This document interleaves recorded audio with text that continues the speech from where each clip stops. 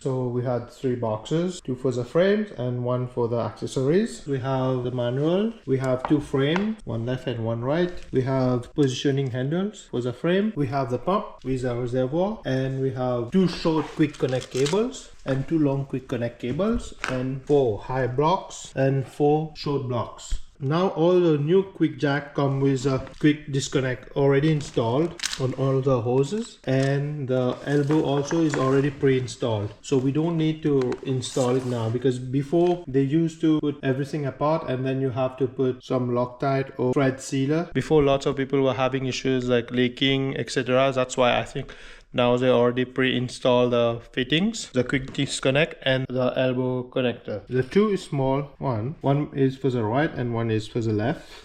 Both are the same. So I'm going to remove this cap and screw this part on it. Next, I'll make it pass through underneath this metal frame and come on this side. For the other one, it will go on the other side. This quick disconnect will go, one will connect to this one, to the smaller hose, and then connect to the motor here. Same for the other side. And after that, I'm going to apply about 40 to 50 psi of air pressure in these 2 compressed springs. And then I will fill this reservoir with transmission fluid and we'll start doing the bleeding procedure.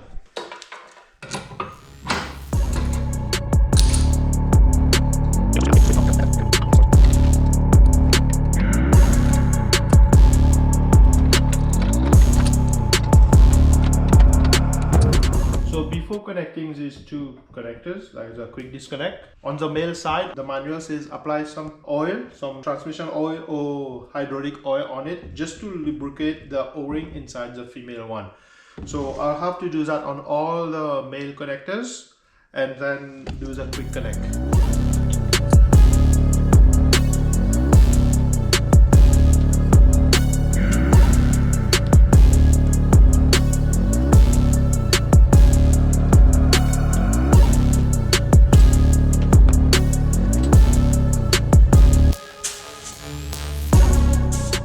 So I checked the air pressure on this compressor spring. So it's already at 50 psi. I didn't need to add any air pressure on it. It was right at 50 psi. I guess they already pre-installed everything. I don't know if there's fluid in that reservoir or not, or is there any air in these cylinders. I'll go and check. First, I'll go and check on the reservoir here. I'll open it and see if there's any fluid inside. Looks like there is, because it was leaking a little bit. Let's see. Let's open it and see.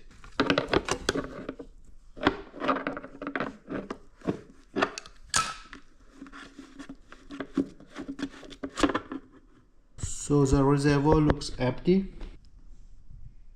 Now I'm going to fill this reservoir with fluid, with the transmission fluid I have, and I'm going to bleed the cylinders.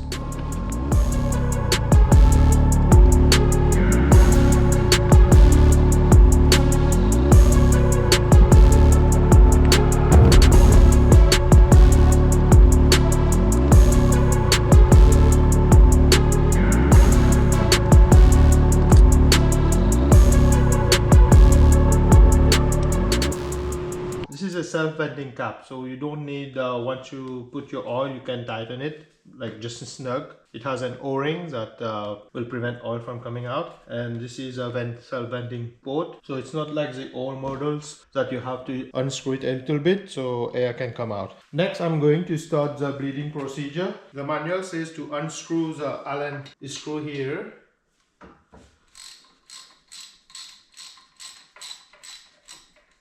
So I'll just unscrew it a little bit on both cylinders. And we need to put 2 rags or something like so that the oil doesn't spill everywhere. So as per the manual, so you have to unscrew this, not all the way, just a little bit on this side as well. And then power on the pump. It's already connected to the wall, and we have to keep pressing on the up button here and watch for fluid to come out. Once the fluid start coming out, so we can screw back the screw.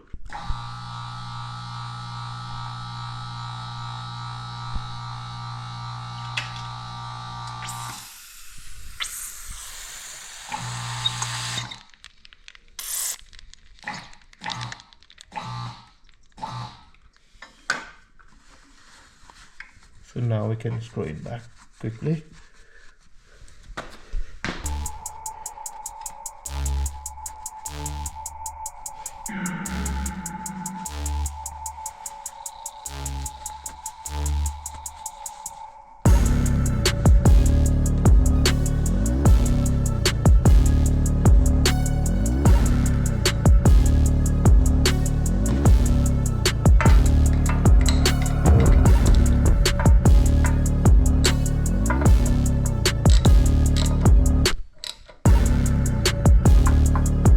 So during the bleeding procedure, you should not lift this more than 6 inches. So this is fine now, approximately 6 inches. And oil was coming out.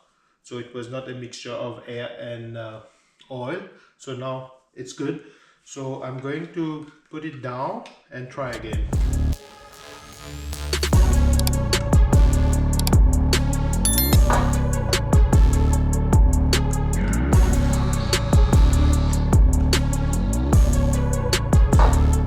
So one thing I noticed, this quick disconnect is leaking here. Let's see what's wrong with it.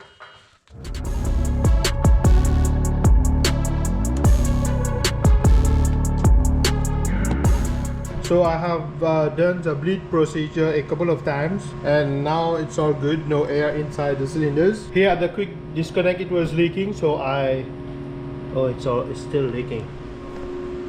Looks like it's leaking here at the quick disconnect. So I will unplug it and plug it back and see.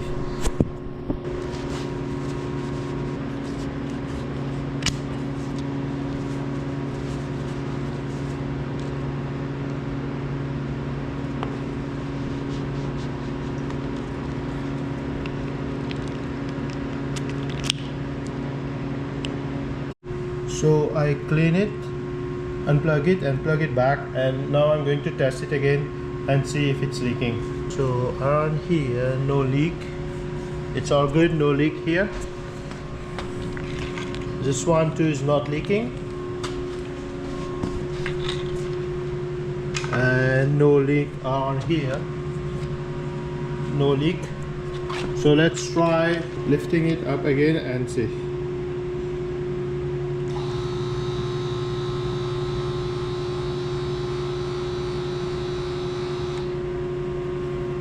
So both are lifting up at the same time, that's good. Let's try put it down. Both are coming down really good. So it's still leaking. There's one drop here. So this time there was no leak. I think it's good now. It's not leaking.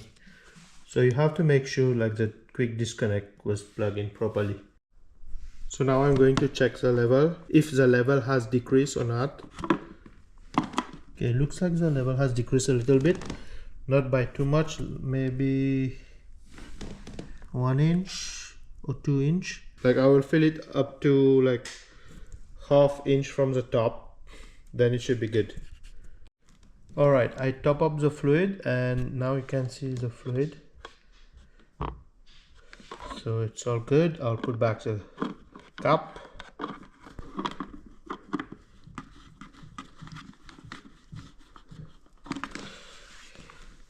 And just tighten it snug. Not too tight, just snug. Should be good.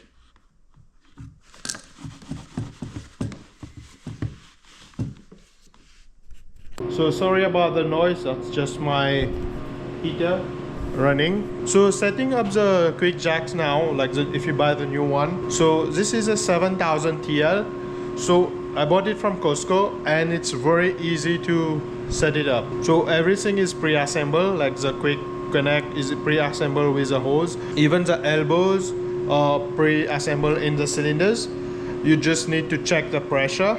And mine was already at 50 psi, so that was good. The only thing that I have to buy is you have to buy your own hydraulic fluid, or you can use transmission fluid also. This is what is recommended in the manual, and the bleeding procedure is very easy now. You just unscrew both the Allen screw. It's a 3/16 Allen screw. Unscrew both, then keep pressing on the up button until fluid start coming out, and then stop, close both, then lower it down.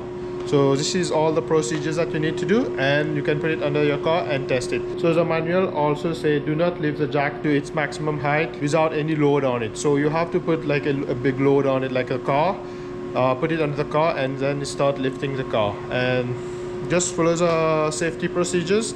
You should be fine. So I will test it tomorrow. I will start working on my project car. Keep watching. I will show you what I'm going to do on our project car here. Thank you, and please like, subscribe and share the video.